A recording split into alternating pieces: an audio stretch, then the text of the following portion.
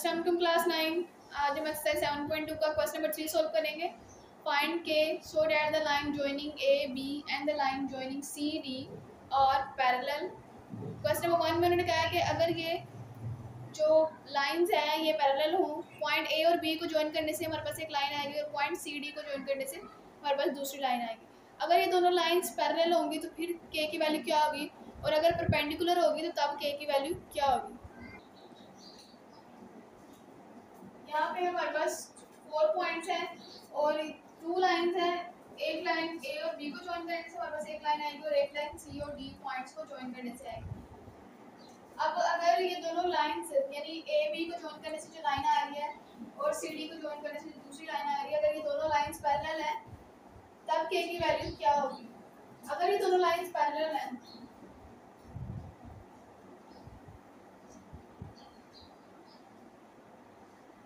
एक लाइन ये है,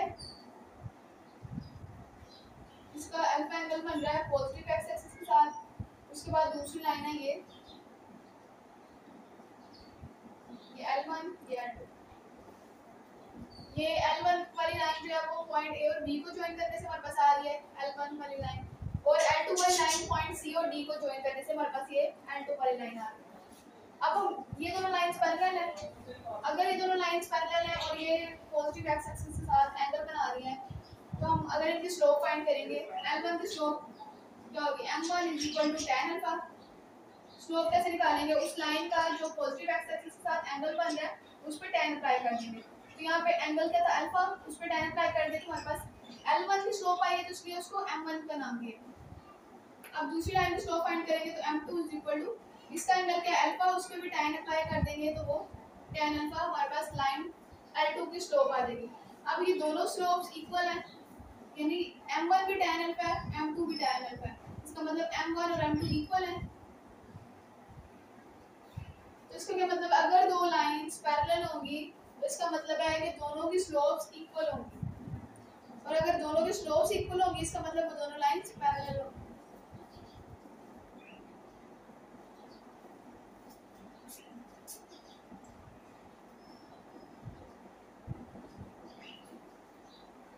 If the lines L1 and L2 are parallel,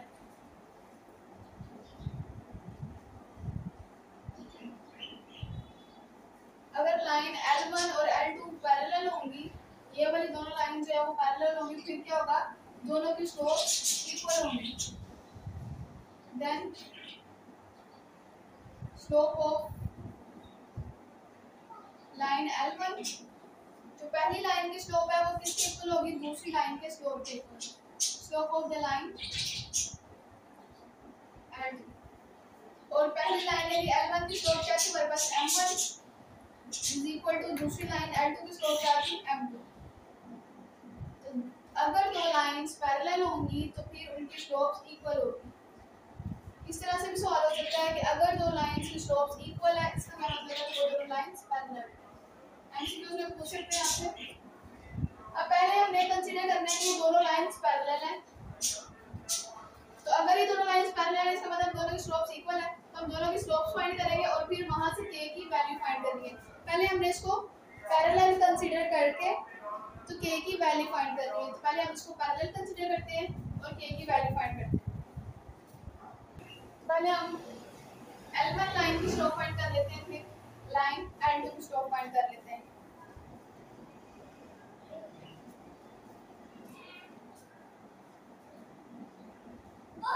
slope of AB, पहले AB की स्लोप फाइंड कर लेते हैं। इस लाइन की स्लोप को हमने किससे डिनोट किया था, M1 से, क्योंकि ये लाइन L1 है तो इसकी स्लोप M1 से कर लेते हैं रिप्रेजेंट। फार्मूला क्या था, y2 - y1 divided by x2 - x1। Point A भी है जिसके x1 y1 पॉइंट्स होंगे और इसके x2 y2।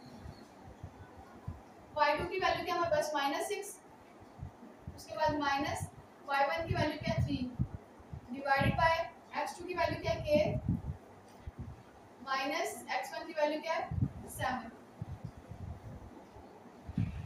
Minus minus plus, 6 में 3 प्लस कर देंगे 9, बड़ी वैल्यू 6 है, साथ माइनस का साइन, तो आंसर में भी माइनस का साइन है। अब यहाँ पे एक वेरिएबल है और एक कांस्टेंट है, तो ये दोनों प्लस माइनस नहीं हो सकते, इनको एज इट इज लिखेंगे 7 माइनस k। तो हमारे पास लाइन ए बी की स्लोप आ गई। अब हम लाइन L1 लाइन की स्लोप आ गई, यानी पॉइंट ए बी की जो स्लोप है वो हमने फाइंड कर लिया। हम पॉइंट सी डी की स्लोप फाइंड करेंगे जो लाइन L2 है। स्लोप ऑफ सी डी, इसको हम M2 से रिप्रेजेंट करेंगे क्योंकि इसकी जो लाइन है वो L2 है, तो इसकी स्लोप M2 से रिप्रेजेंट करेंगे। फार्मूला सेम होगा, y2 minus y1 divided by x2 minus x1। अब पॉइंट कौन कौन से हमारे पास सी डी, तो इसके पॉइंट्स होंगे x1 y1 और इसके पॉइंट x2 y2। y2 की वैल्यू क्या हमारे पास 4 माइनस y1 की वैल्यू क्या हमारे पास -4 डिवाइडेड बाय x2 की वैल्यू क्या हमारे पास -6 माइनस x1 की वैल्यू क्या हमारे पास 5। 4 minus minus plus 4 minus minus plus 6 में 5 प्लस कर दें 11 minus 11 m2 is equal to 4 plus 4 8 divided by -11। यहाँ से थोड़ी सी मिस्टेक हो गई है। y2 की वैल्यू क्या हमारे पास 4 माइनस y1 की वैल्यू क्या है 5।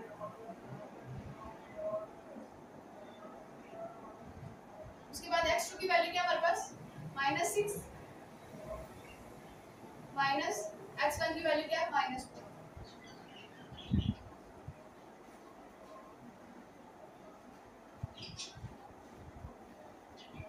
प्लस माइनस माइनस 5 में से 4 माइनस कर दें 1, बड़ी वाली 5 का साथ माइनस का साइन है, तो यहाँ पे भी माइनस का साइन है।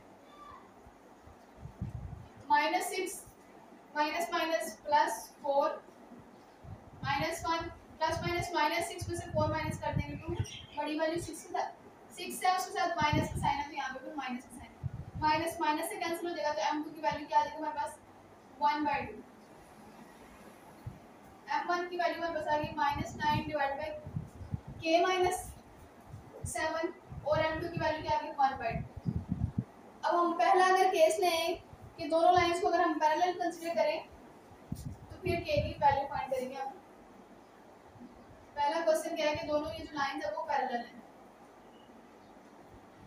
बिकॉज लाइन ए बी जो है वो पैरेलल है लाइन सी डी के। आप पैरेलल को इस तरह से भी लिख सकते हैं या फिर आप इस तरह से लिख सकते हैं A B is parallel to C D.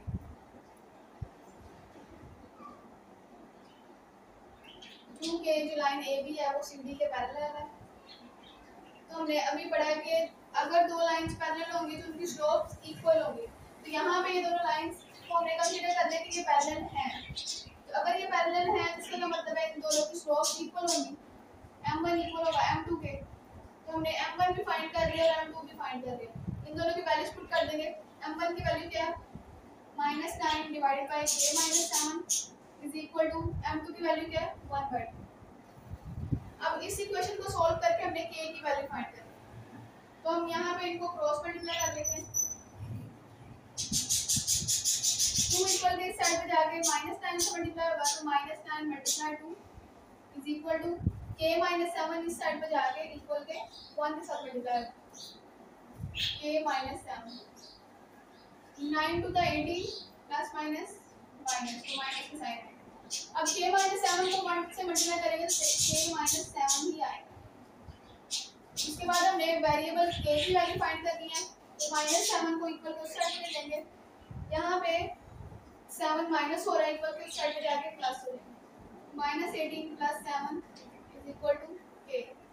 Plus minus -18 में से 7 माइनस कर देंगे 11, बड़ी वैल्यू 18 है, तो सब माइनस का साइन है, तो आंसर में भी माइनस का साइन आएगा। तो हमारे पास k की वैल्यू क्या आ गई है -11। अब पार्ट 2 करेंगे जिसमें हमने दो लाइंस को परपेंडिकुलर कंसीडर करना है और फिर k की वैल्यू फाइंड करना है। क्वेश्चन नंबर 3 का पार्ट 2 है। अब यहाँ पे हमने के की वैल्यू फाइंड करनी है। पहले हमने लाइंस को पैरेलल कंसीडर करके के की वैल्यू फाइंड की थी। अब हम लाइंस को परपेंडिकुलर कंसीडर करके के की वैल्यू फाइंड करेंगे। लाइन कौन कौन सी, एक जो पॉइंट ए और बी को ज्वाइन करने से हमारे पास लाइन L1 आ रही थी, और दूसरी लाइन पॉइंट सी और डी को ज्वाइन करने से आ रही थी। अगर दो लाइंस इस तरह से हमारे पास होंगी L1 और एक L2, इनके दरमियान का एंगल अगर फाइंड करना हो उसका फार्मूला क्या होता है, tan theta is equal to m2 minus m1 divided by 1 plus m1 m2। दो लाइंस के दरमियान का एंगल फाइंड करने के लिए हमारे पास फार्मूला ये वाला होता है, tan theta is equal to m2 minus m1 divided by 1 plus m1 m2। अब यहाँ पे क्वेश्चन नंबर 2 में, क्वेश्चन नंबर 3 का जो पार्ट 2 है, सॉरी,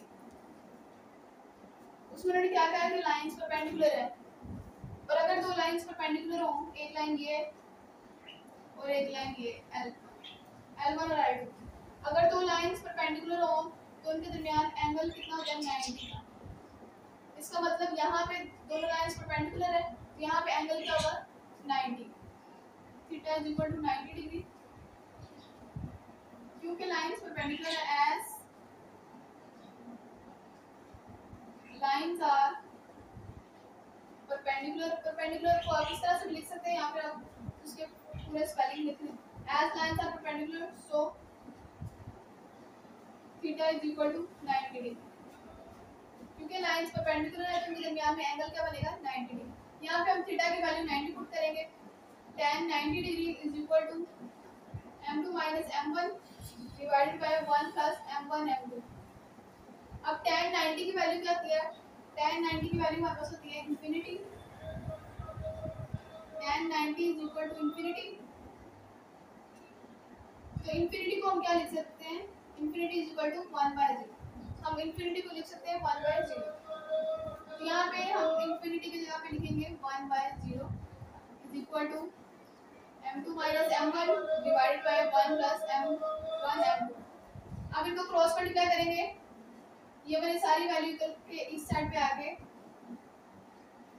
ये वाली सारी वैल्यू जो है 1 प्लस m1 m2 ये इक्वल के इस साइड पे आएगा, 1 के साथ मल्टीप्लाई होगी, और 0 इक्वल के उस साइड पे जाके इस वैल्यू के साथ मल्टीप्लाई होगी, यानी 1 multiply 1 plus m1 m2 is equal to 0 multiply m2 minus m1।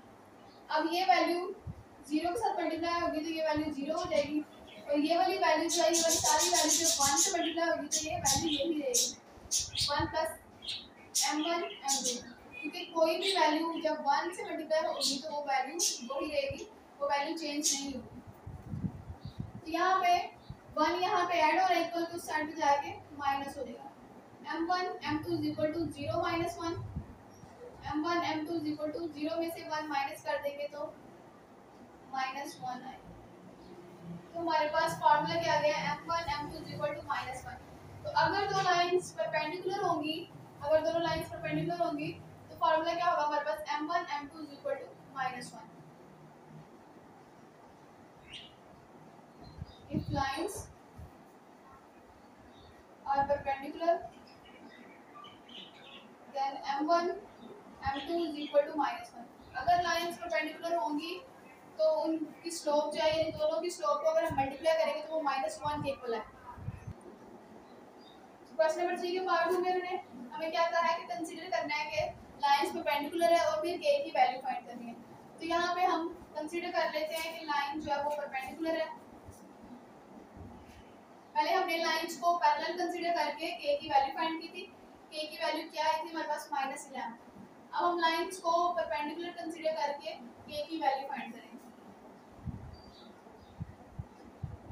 Because AB is perpendicular to CD। क्योंकि AB CD के परपेंडिकुलर, यानी ये वाली लाइन जो है L1 L2 के परपेंडिकुलर है, लाइन L1 L2 के परपेंडिकुलर है। तो अगर दो लाइंस परपेंडिकुलर होंगी तो फिर ये वाली कंडीशन यूज होगी, if lines are perpendicular then m1 m2 is equal to -1। क्योंकि यहाँ पे लाइन परपेंडिकुलर है तो इसका मतलब m1 m2 किसके इक्वल होगा, -1 के। क्योंकि यहाँ पे मैंने यही कहा था ना, इफ अगर लाइंस परपेंडिकुलर है तो फिर m1 m2 जो है वो -1 के इक्वल होगा। यहाँ पे तो लाइंस परपेंडिकुलर है, तो लाइंस अगर परपेंडिकुलर है तो m1 m2 जो है वो -1 के इक्वल होगा, इसलिए हम ये फॉर्मूला यूज करेंगे। m1 की वैल्यू भी हम डिफाइन की है, m2 की वैल्यू भी हम डिफाइन की, इनकी वैल्यूज पुट करेंगे और k की वैल्यू फाइंड करेंगे। m1 की वैल्यू क्या हमारे पास -9, k -7, m2 की वैल्यू 1/2 इज इक्वल टू ये -1। अब यहाँ पे इसको क्रॉस मल्टीप्लाई नहीं करना, क्रॉस मल्टीप्लाई कब करते हैं, जब दो वैल्यूज यानी एक फ्रैक्शन इक्वल के इस साइड पे हो और एक फ्रैक्शन इक्वल के उस साइड पे हो, फिर क्रॉस मल्टीप्लाई होता है। यहाँ पे क्रॉस मल्टीप्लाई नहीं कर देना आपने, यहाँ पे ऊपर वाली वैल्यू जो है वो ऊपर वाली वैल्यू से मल्टीप्लाई होगी और नीचे वाली वैल्यू नीचे वाली वैल्यू से। -9 जो है -9 वो मल्टीप्लाई होगा 1 के साथ और नीचे वाली वैल्यू क्या है 7 माइनस k -7 वो मल्टीप्लाई होगा 2 के साथ इज इक्वल टू -1। 9 को 1 से मल्टीप्लाई करेंगे तो 9 प्लस माइनस माइनस। अब यहाँ पे 2k -7 के साथ मल्टीप्लाई हो रहा है, 2 जो है वो मल्टीप्लाई हो रहा है k -7 के साथ, तो 2 पहले k से मल्टीप्लाई होगा फिर 2 7 के साथ मल्टीप्लाई होगा। पहले 2 को k से मल्टीप्लाई करेंगे तो 2 को k से जब मल्टीप्लाई करेंगे तो 2k, क्योंकि ये कांस्टेंट है और ये वेरिएबल है, जो कांस्टेंट होता है अगर उसको वेरिएबल से मल्टीप्लाई करें तो वो उसके सिर्फ कोएफिशिएंट के साथ मल्टीप्लाई होता है, तो यहाँ पे इसका कोएफिशिएंट 1 है तो 2 × 1 2 इसलिए 2k आएगा। उसके बाद हमने 2 को 7 के साथ मल्टीप्लाई करना है, 2 × 7 14 और जिन दो नंबर्स को हमने मल्टीप्लाई करना है उन दोनों का साइन देखना है। हमने 2 को मल्टीप्लाई किया है किसके साथ -7 के साथ, यहाँ इसका प्लस का साइन है, इसका माइनस का प्लस माइनस माइनस, तो इसलिए यहाँ पे माइनस है इज इक्वल टू -1। अब एक फ्रैक्शन इक्वल के इस साइड पे है, एक फ्रैक्शन इक्वल के इस साइड पे, इधर भी हम 1 कंसीडर कर लेते हैं कि इसके नीचे कुछ भी नहीं है तो हम 1 कंसीडर कर लेते हैं। एक फ्रैक्शन इस साइड पे, एक फ्रैक्शन इस साइड पे, अब यहाँ पे हम क्रॉस मल्टीप्लाई करेंगे।